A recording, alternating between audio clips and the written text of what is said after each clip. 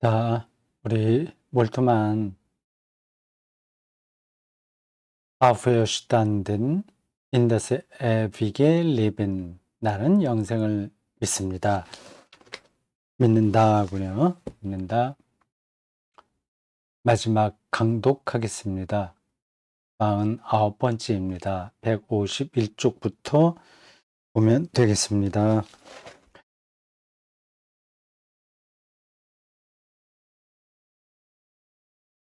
자, 이 책 5장입니다. 거기에 마지막 단락이에요. 여기서 핵심되는 단어는 창조되지 않은 빛 또는 영원한 빛 혹은 하나님의 빛입니다. 그걸 다 모으면 빛이겠죠. 빛.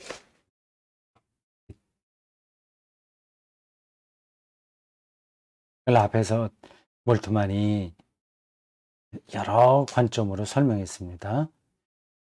부활의 빛은 미안합니다. 부활은 아침의 빛을 미리 비춰준다. 그렇기 때문에 우리는 부활 사건을 더 정확히 생각할 수 있다. 하나님의 창조되지 않은 빛이 창조되지 않았다는 말이 이해가 되시죠? 하나님은 창조된 분이 아니세요. 예수 그리스도는 어떨까요? 창조되지 않은 분이십니다. 창조되지 않으나 지음받았다. 이렇게 예수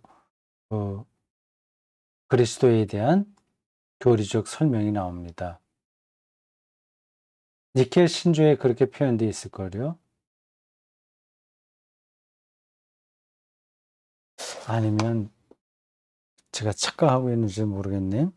지음받지 않고 나셨으며, 그게 맞는 것 같네요. 네, 창조되지, 지음받지, 그건 똑같은 뜻이니까 창조되지 않고, 즉 지음받지 않고 그러나 나셨다. 동종료 탄생이라는 그 신화적 표현도 그걸 가리키고 있습니다. 창조되지 않은 빛이 마치 번개처럼 어둠의 심장 속으로 돌입한다. 죽은 예수 위에 주께서 아침 해처럼 떠오르시며 그의 영광이 나타날 것이다. 이사야 60장 2절을 인용했습니다. 빛은 생명을 의미하기 때문에 영원한 빛은 영원한 생명을 의미한다. 죽은 자들로부터 부활한 예수는 생명의 빛이 될 것이다. 될 것이다가 아니라 이미 되었다죠. 생명의 빛이 되었다. 그렇죠? 제가 보기엔 그렇게 표현하는 게 맞습니다. 그로부터 나오는 빛이 죽은 자들의 세계를, 살아있는 자들의 세계를, 그리고 하늘을 비춘다. 하늘까지 비춘다. 온 우주에 비치는 거죠. 그건 뭐 신앙적이고 신학적인 설명일 뿐이지 실제 우리 세계에서는 좀 받아들이기 힘들다 이렇게 생각할 수 있습니다. 특히 예수의 죽음과 묻힘과 부활이 온 세계 하늘까지 이르는 빛이 되냐? 그건 전혀 다른 차원인데 왜 그러냐? 그런 질문이 가능합니다. 2000년 전에 예수님이 부활하시는데도 여전히 왜 이 세상은 이 죽음의 세력이 득세하고 있나? 이런 문제 제기도 가능합니다. 그건 또 다르게 설명해야 될 대목이니까 여기서는 넘어가야 됩니다. 이것은 영원한 아침의 광채다. 영원한 아침의 광채. 창조가 시작될 때 언급되었던 빛과 어둠의 분리는 이제 폐기된다. 모든 것이 빛으로부터 넘쳐 흐른다라고 동방교회는 부활절에 노래한다.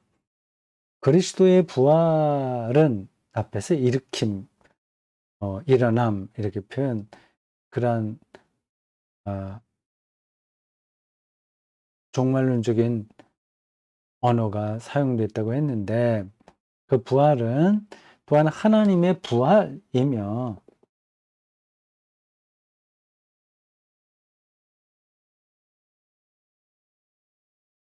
반대로 표현된 거 아닌가? 그리스도의 부활은 그건 일어남이고요. 하나님의 부활은 일으키심 아닌가요?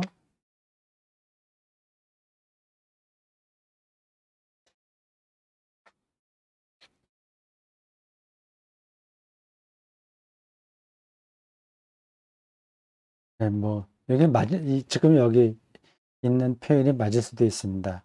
이것은 태양이 떠오르는 것과 같다. 하나님은 그의 침묵을 깨뜨리시고 하나님의 어둠을 돌파하시며 십자가에서 어찌하여 나를 버리셨나이까 라고 소리친 예수의 외침에 새로운 세계 창조로 응답하신다. 처음 창조와 다른 창조죠. 이 새로운 세계 창조라는 건 말입니다. 만약 그가 부활하지 않았다면 세계는 허무하게 사라졌을 것이다 라고 우리는 부활절에 노래한다. 그리고 태양, 지구, 모든 피조물, 근심에 빠진 모든 자들은 오늘 이 날에 부활절에 기뻐한다. 어디서 인용하긴 한 것 같은데 정확하게 모르겠습니다. 동방교회에 찬송에 나오는 건지 모르겠네요.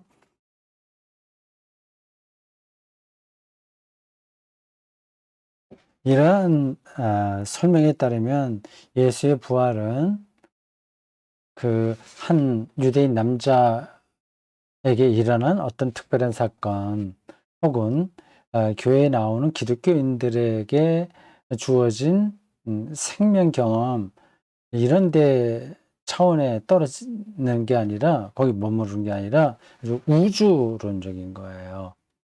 이게 이제 우리가 따라가기가 약간 힘든 대목입니다. 예수 믿는 사람들이 아 부활의 주를 믿음으로 의로워지고 또 부활 생명을 얻는다. 여기까지는 단순하게 받아들일 수 있습니다. 근데 앞에서도 하늘까지 비친다, 빛이 표현되어 있고 그 뒤로 쭉 나온 그 모든 것, 그 세계가 허무하지 않게 되고 아침에 빛으로 나타난다. 이런 표현들과 연결하기가 쉽지 않은 거죠. 거기에 비약이 있습니다.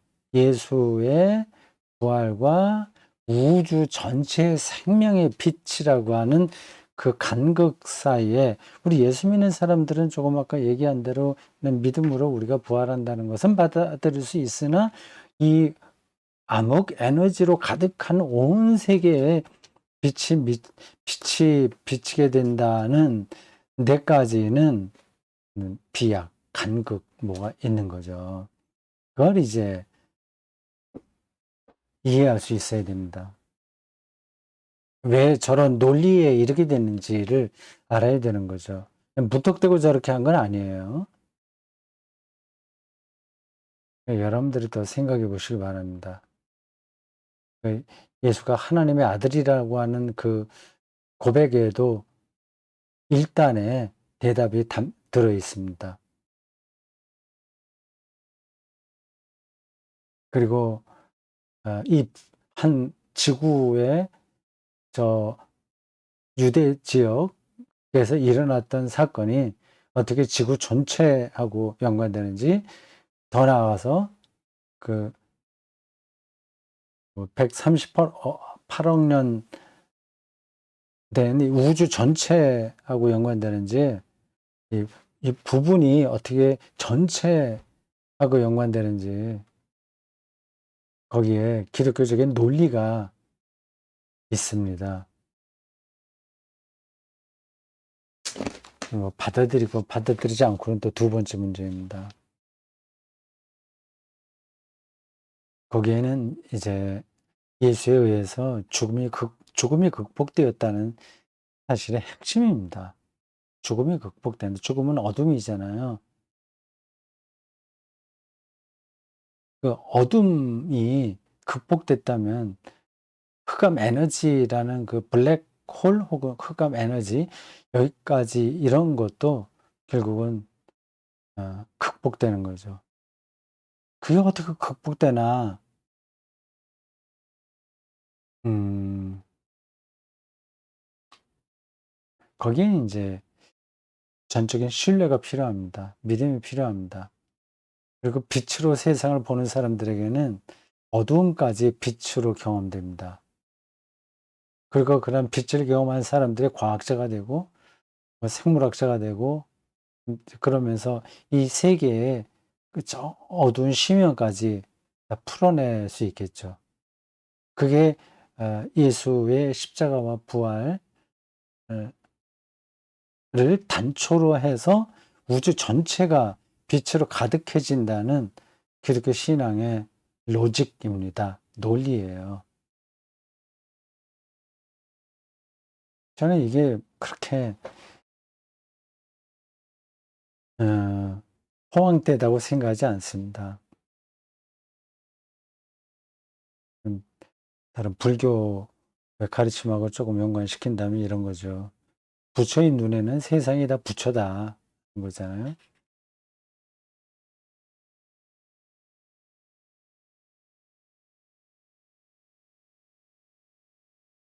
그 앞에서 4장까지 4번이었죠.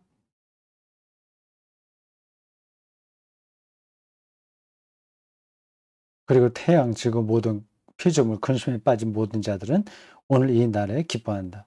종교회의 놀라운 부활절 그림은 새로운 인류의 머리로서 아담과 하와와 함께 부활한 그리스도를 보여준다. 그리스도는 죽음의 세계에서 아담과 하와를 두 손으로 이끌어냈다. 음,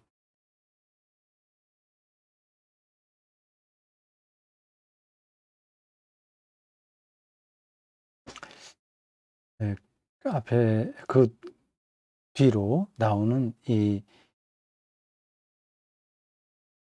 내용은 이것도 종교의 부활절 찬송인 것 같아요.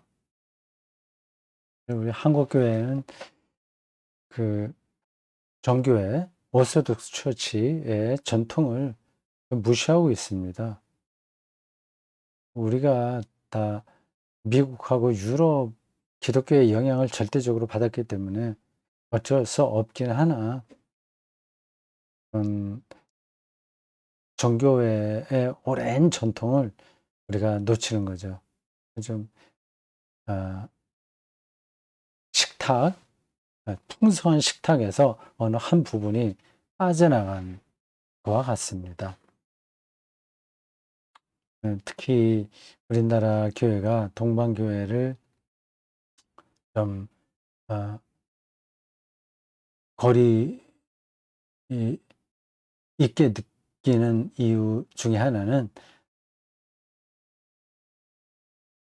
그 동방교회의 굉장히 큰 세력이 러시아이기 때문일 겁니다. 옛날에 소련 연합이었다고, 소비에트 연방공화국인가 그때는 덩치가 컸었죠. 거기가 다 정교회거든요.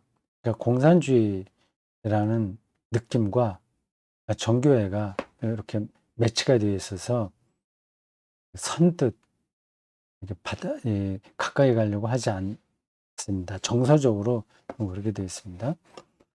모든 모든 것이에요. 하늘과 땅과 죽음의 나라가 이제 빛으로 채워졌다.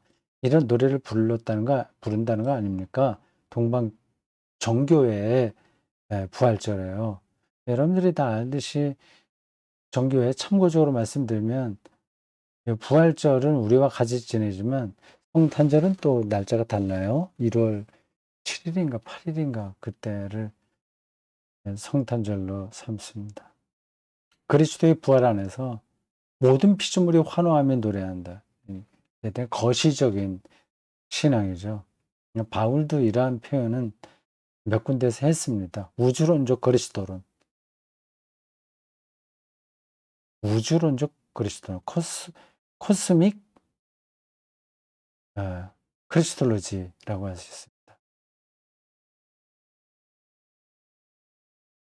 근데 우리 한국의 개신교 신자들과 교회의 신앙 정서는 거의 개인적이죠. 우주적인 거는 거의 찾아보기 힘듭니다. 개인의 실존에만 떨어져 있죠.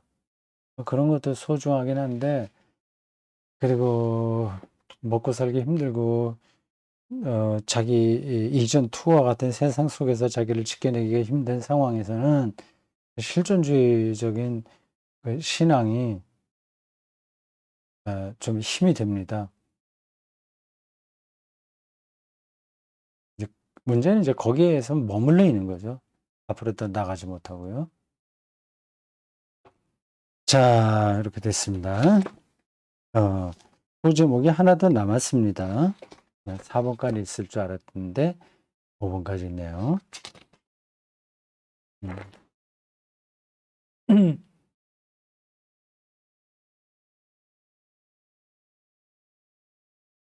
5번 영원한 빛이 들어오다. 이 영원한 빛은 창조되지 않은 빛이고요. 하나님의 빛이고 빛입니다. 네. 여기서 이 빛은 늘 생명을 가리킨다. 그거 아시죠? 메타포예요. 생명을 가리키는 메타포가 빛입니다. 빛을 생명으로 바꿔도 됩니다. 당연히 바꿔야 됩니다. 영원한 생명, 영생이죠. 창조되지 않은 생명, 하나님의 생명. 이렇게 보면 되겠어요. 이게 몰트만 이 책의 마지막 단락입니다.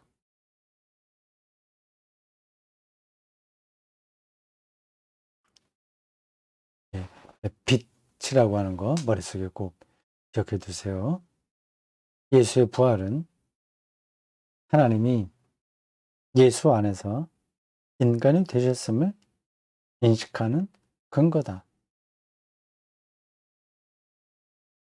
예수 안에서 인간이 되셨다.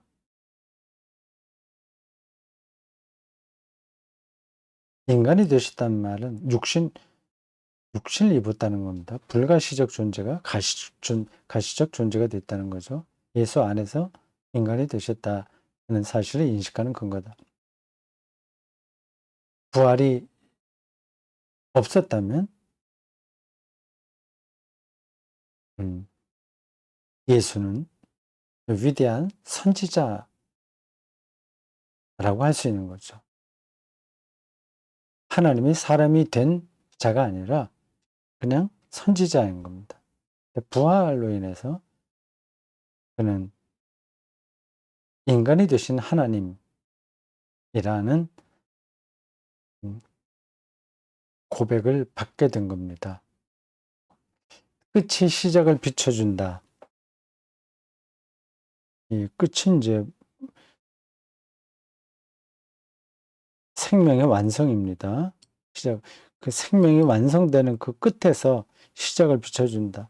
바울은 예수 그리스도가 죽은 사람들 가운데서 부활하심으로 권능으로 하나님의 아들로 확정되셨다라고 인식한다.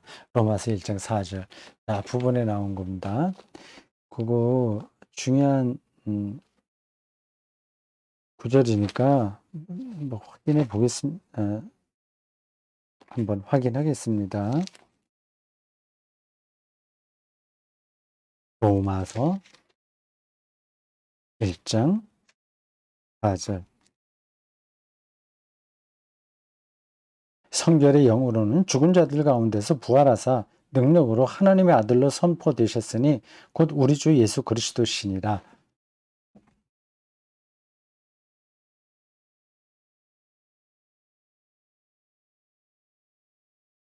그러니까 부활이 사람이 죽었다 살았다 다시 뭐 그런 게 아니라는 거 아시겠죠? 마가는 예수가 요한에게 세례를 받음으로써 하나님의 아들로 인정되었다고 말한다. 이미 부활이 아니라 이미 그 전에 세례 받을 때 하나님의 아들로 인정받았다는 뜻입니다. 마가복음은 그러니까 부활보다 더 앞서서 예수의 하나님 아들 되심을 이야기한 거죠. 1장 11절. 너는 내 사랑하는 아들이다. 내가 너를 좋아한다. 좋아한다가 아니라 낳았다 아닌가요? 마가복음 1장 11절 찾아보겠습니다.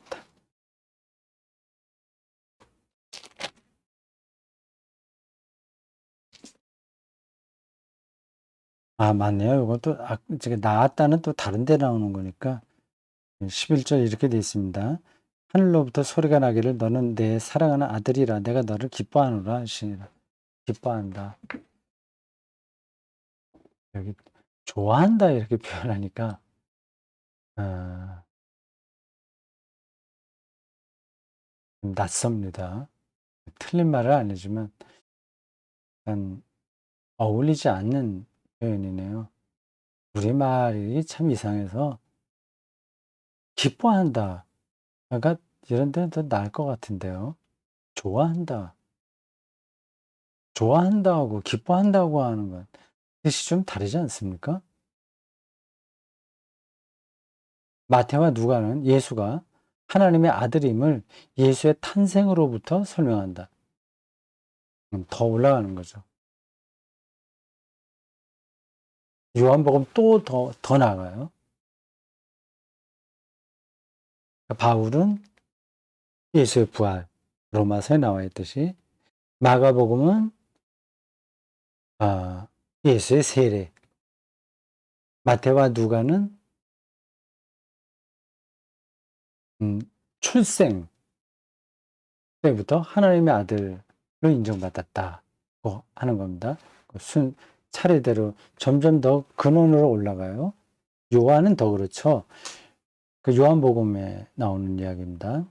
요한은 최초로 예수의 하나님의 아들 신분을 하늘 안으로 옮겨 놓는다. 태초로 옮겨 놓죠. 아르케. 태초. 태초에 말씀이 계셨다. 이 말씀은 여러분들 잘 아시는 대로 로고스입니다. 네. 스토아 철학의 핵심 개념이 로고스입니다. 언어, 언어, 또 이성, 등등의 뜻이 있습니다. 이러한 단어들은 다 개념적이라서 사전적인 의미로만은 다 파악이 안 됩니다. 태초에 로고스가 존재했다. 그 로고스 안에서 생겨난 것은 생명이었으니 그 생명은 모든 사람의 빛이었다. 그 빛이 어둠 속에서 비치니 어둠이 그 빛을 이기지 못하였다. 요한복음 1장 1절, 4절, 5절에 나옵니다. 따라서 요한에 따르면 그리스도는 다음과 같이 말한다. 나는 세상의 빛이다.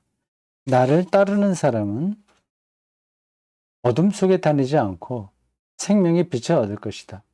어둠 속이라고 하는 거는 깡패짓 하는 거, 파렴치한 일들 뭐 그런 걸 가리키는 게 아니라 생명, 이게 생명과 반대되는 세계인 거죠. 어둠 속, 죽음이죠.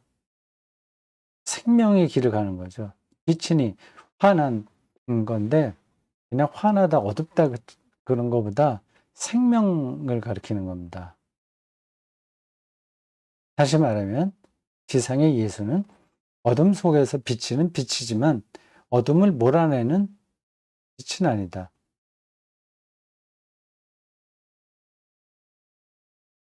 무슨 말이에요? 어둠을 몰아내는 빛이 아니다? 어둠을 몰아내잖아요. 지상의 예수는 어둠 속에서 비치는 빛이지만 어둠을 몰아내는 빛은 아니다. 어떤 뜻일까요? 그를 믿고 따르는 자들에게는 어두운 죽음의 세계 속에서 생명의 빛을 비춘다.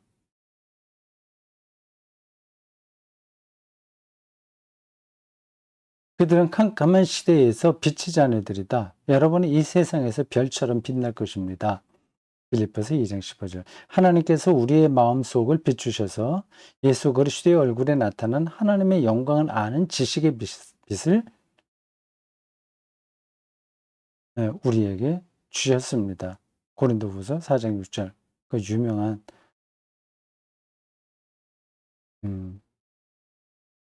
예수 그리스도의 얼굴에 대한 이야기입니다. 이것은 메타포예요.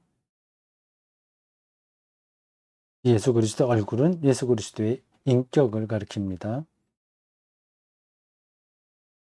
그 인격에는 가르침과 행위와 운명 전체가 담겨 있습니다.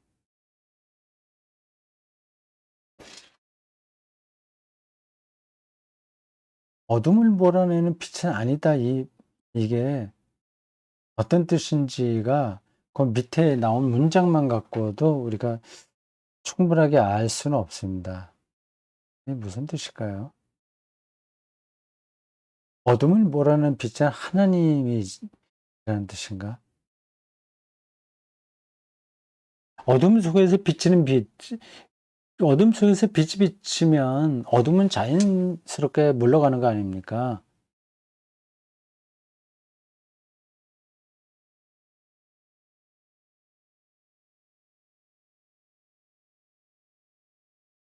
예수 그리스도가 오셨으나 여전히 이 세상에는 어둠이 있기에 예수 그리스도가 어둠을 완전히 몰아낸 건 아니다. 그 뜻인가요?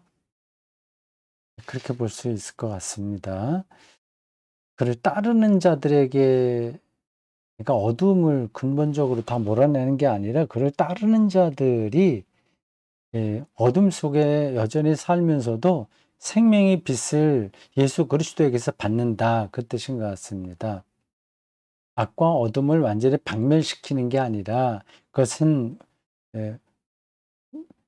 종말에 일어날 사건이죠. 그 전 이 시대에는 어둠과 악이 여전히 득세하고 있습니다. 그래서 완전히 그게 쫓겨난 건 아닙니다. 뭐 거기까지 하면 되겠죠. 예수 그리스도를 통해서 빛을 그 믿는 자들은 안다는 뜻입니다. 생명을 받았다는 뜻이죠.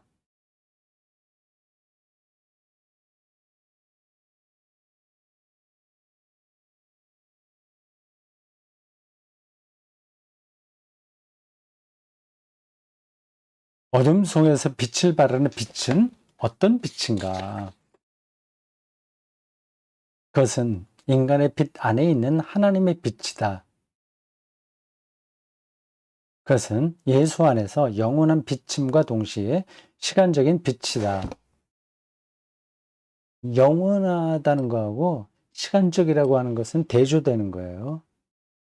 시간적인 것은 그 제한적인 거죠. 영원한 거하고는 다른 겁니다. 어둠 속에서 빛을 발하는 빛, 어둠을 몰아내는 것은 아니나 어둠 속에서도 빛을 우리에게 주시는 빛입니다. 영원한 빛임과 동시에 시간적인 빛이다. 제한적인 빛이에요. 영원하면서 동시에 제한적이다. 그것은 하나님의 영광을 예수의 얼굴에서 볼 수 있게 하는 빛임과 동시에 직접 볼 수는 없는 거죠. 하나님의 영광을. 예수의 운명에서 보는 거죠. 그러니 직접적인 인식이 아니라 간접적인 인식입니다. 동시에 우리의 생명이 빛이다. 니케아 신앙고백서는 주로 동방교회가 사용하는 크리드, 신조입니다. 이 니케아 신조는 예수 안에 있는 하나님의 빛을 다음과 같이 찬양한다. 하나님으로부터 나온 하나님, 빛으로 나온 빛, 참 하나님으로부터 나온 참 하나님. 그러나 니케아 신앙 고백은 예수가 이 하나님의 빛을 어둠 속으로 가져왔다고 말한다. 그래서 시편 139편 11절에 고백하는 것은 현실로 변한다.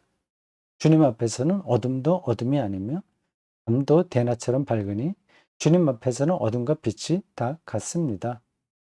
시편 139편 12절.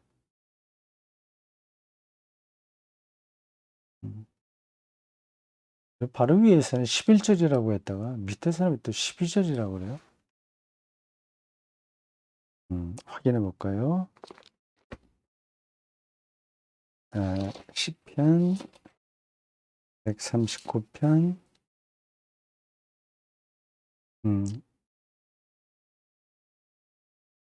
네, 12절이네요. 12절로 바꿔야 된다. 네. 자, 오늘 여기까지 하겠습니다. 오늘 마지막으로 하려고 그랬는데 조금 남았습니다.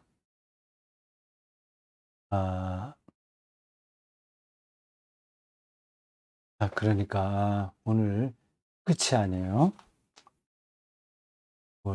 제목을 다시 좀 바꿔야 되겠습니다. 강도 50번째까지 해야 되겠군요. 잘 됐습니다. 그냥 빨리 오늘 속도를 냈으면 했을 텐데 제 마음속에 이거 49번 하지 말고 50번으로 딱 이 끝 숫자를 이렇게 맞추는 게 낫지 않을까 하는 게 무의식적으로 작동해서 그런지 속도가 늦었습니다. 잘 됐습니다. 그래서 50번째에는 그 뒤에 남은 짧은 내용을 하고 한쪽밖에 되지 않습니다. 하고 전체를 요약하는 하면 되겠습니다. 자, 그럼 되겠죠? 네. 50번째 한 번 더 만나겠습니다. 여기까지입니다.